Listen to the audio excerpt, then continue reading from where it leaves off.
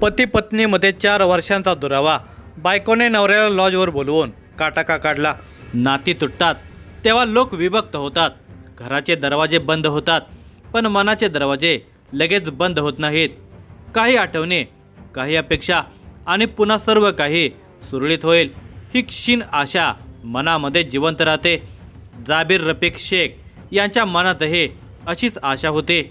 4 वर्षे पत्नीपासून दूर राहूनही त्याने संसार पूर्णपणे संपला आहे असे कधी मान्य केले नव्हते। पण एका भेटीच्या आशेने सुरू झालेला प्रवास त्याच्या आयुष्याचा शेवट ठरेल याची त्याला कल्पनाही नव्हती।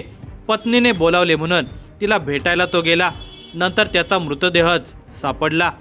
हादरवून टाकणाऱ्या या खून प्रकरणाचा तपास पोलीस करत आहेत।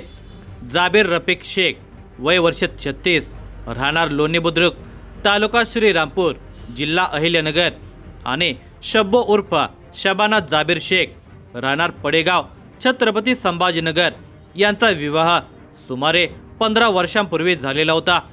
सुरुवातीला त्यांचा संसार सुरळीतपणे चालू होता। दोघेही एकमेकांना साथ देत होते। नातेवाईकांच्या मते पहिली काही वर्षे त्याने अनेक अडचणींवर मात करत संसार उभा केलेला होता। मात्र काही काळ जसजसा पुढे गेला तसतसे मतभेद वाढू लागले। घरगुती कारणे, आर्थिक प्रश्न आणि स्वभावातील विसंगती यामुळे दोघांच्यामध्ये सतत वाद होत राहिले।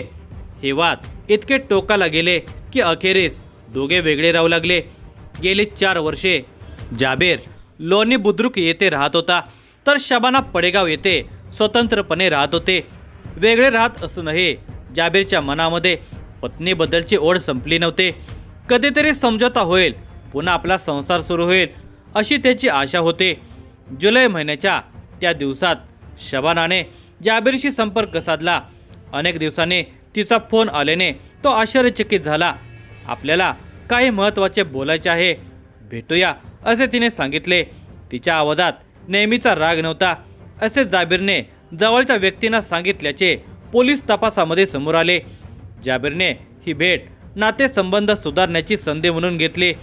सोमवार दिनांक 20 जुलै रोजी सकाळी तो घरातून निघाला। मी शबानाला भेटून येतो एवढेच तो कुटुंबियांना सांगून गेला होता। जाबीर छत्रपती संभाजीनगरकडे रवाना झाला।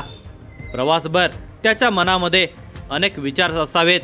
भेटीनंतर काय होईल? शबाना पुन्हा एकत्र राहण्यास तयार होईल का, की केवळ काही व्यावहारिक बोलणे आहे? उत्तर कोणाकडेच नव्हते। दुपारच्या सुमारास तो रांजणगाव पोळ शिवारातील वेलकम हॉटेल येथे पोहोचला। शबाना आधीच तेथे आलेले होते। दोघांनी एक खोली घेतली आणि आत गेले। हॉटेलच्या बंद खोलीमध्ये नेमके काय बोलणे झाले हे अजून स्पष्ट झालेले नाही।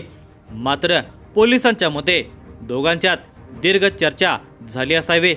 4 वर्षांचा दुरावा, जुने वाद, भविष्याचा प्रश्न आणि परत एकत्र राहण्याची शक्यता या सगळ्यांच्यावर चर्चा झाली असण्याची शक्यता तपासली जात आहे। जाबीर शांततेच्या अपेक्षेने आलेला होता, पण खोलीतील वातावरण तितके शांत नव्हते असा अंदाज तपास यंत्रणा व्यक्त करत आहे।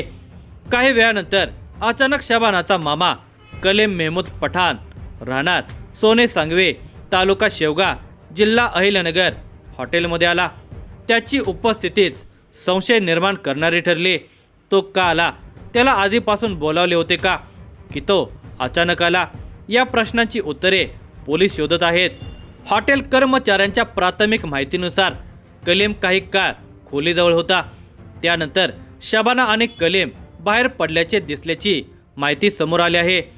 सोमवार दिनांक 20 जुलै सकाळी सुमारे 10:15 वाजल्यापासून मंगळवारी दिनांक 21 जुलै रोजी पहाटे 4 वाजेपर्यंतच्या कालावधीमध्ये खोलीत काहीतरी भयंकर घडले। पोलिसांच्या मते जाबीरवर गंभीर स्वरूपाचा हल्ला करण्यात आला। त्याला मारहाण करून अत्यंत क्रूरपणे ठार मारण्यात आले असावे। जाबीर घरी परतला नाही, त्याचा फोन लागत नव्हता। कुटुंबियांनी सुरुवातीला तो नातेवाईकांच्याकडे थांबला असावा असे मानले, पण रात्र उलटून गेल्यानंतर चिंता वाढली। त्याचे काही बरे वाईट तर झाले नसेल का अशी शंका मनामध्ये येऊ लागली। अखेर त्याचे काका सज्जाद तय्यब शेख, वय वर्ष 60, राहणार लोणी खुर्द, तालुका राहता, जिल्हा अहिल्यानगर यांनी नेवासा पोलीस ठाण्यामध्ये बेपत्ता असल्याची तक्रार नोंदवली. पोलिसांनी मोबाईल लोकेशन तपासले असता जाबीर छत्रपती संभाजीनगर परिसरामध्ये असल्याचे दिसून आले. लोकेशनचा माग काढत पोलीस वेलकम हॉटेलपर्यंत पोहोचले. हॉटेलच्या नोंद वहीमध्ये जाबीर आणि शबानाची नोंद आढळली. सीसीटीव्ही फुटेजमध्ये दोघे एकत्र दिसल्याचे समोर आले. पुढे कलीमच्या उपस्थितीची माहिती मिळताच तपास अधिक गंभीर बनला. ही घटना शिल्लेगाव पोलीस ठाण्याच्या हद्दीमध्ये घडल्याचे स्पष्ट झाल्यानंतर तपास त्या पोलिसांच्याकडे वर्ग करण्यात आला. सध्या पोलिसांचा संशय मुख्यत्वे शबाना आणि तिचा मामा कलीम पठाण यांच्यावर आहे. दोघेही तपासासाठी अत्यंत महत्त्वाचे असल्याचे पोलिसांनी स्पष्ट केले आहे. पोलीस हॉटेलमधील CCTV footage, mobile call details आणि लोकेशन, हॉटेल कर्मचाऱ्यांचे जबाब, आर्थिक व्यवहार, जाबीर आणि शबाना यांच्यातील अलीकडील संपर्क, घटनास्थळी आढळलेले भौतिक पुरावे याची कसून चौकशी करत आहेत. मृतदेहाची अवस्था पाहून हल्ल्यामध्ये प्रचंड संताप किंवा सोडाची भावना असावी असा प्राथमिक अंदाज व्यक्त करण्यात आलेला आहे. खोलीतील संघर्षाच्या खुणा, अस्ताव्यस्त वस्तू आणि रक्ताचे डाग तपासणीसाठी महत्त्वाचे ठरत आहेत. या प्रकरणातील सर्वात महत्त्वाचा प्रश्न अजूनही अनुत्तरित आहे. जाबीरची हत्या का करण्यात आली? पोलीस वैवाहिक वाद, आर्थिक कारणे, मालमत्तेचे प्रश्न आणि वैयक्तिक वैर अशा सर्व शक्यतांचा तपास करत आहेत. कोणत्याही एका कारणाला अद्याप अधिकृत दुजोरा देण्यात आलेला नाही. जाबीरच्या मृत्यूची बातमी लोणी बुद्रुक येथे पोहोचताच कुटुंबावर शोककळा पसरली. तो समझोता करण्यासाठी गेलेला होता असे नातेवाईक हळहळून सांगत होते. पत्नीच्या एका फोनवर विश्वास ठेवून गेलेल्या जाबीरचा मृतदेह परत येईल असे कोणालाही वाटले नव्हते. शिल्लेगाव पोलीस संशयितांचा शोध घेत असून तांत्रिक पुरावे गोळा करण्याचे काम वेगाने सुरू आहे. सीसीटीव्ही फुटेज, मोबाईल लोकेशन आणि इतर पुराव्यांच्या आधारे पुढील कारवाई करण्यात येणार असल्याचे पोलिसांनी सांगितले आहे. ही घटना केवळ एका व्यक्तीची हत्येची नाही, त्या तुटलेल्या नात्यांची, न बोलल्या गेलेल्या रागाची आणि मनामध्ये साचलेल्या अविश्वासाची शोकांतिका आहे. संवाद संपला की संशय वाढतो, संशय वाढला की वैर निर्माण होते आणि वैर अनियंत्रित झाले की हिंसा जन्म घेते. जाबीरच्या मृत्यूने समाजासमोर एक कठोर प्रश्न उभा केला.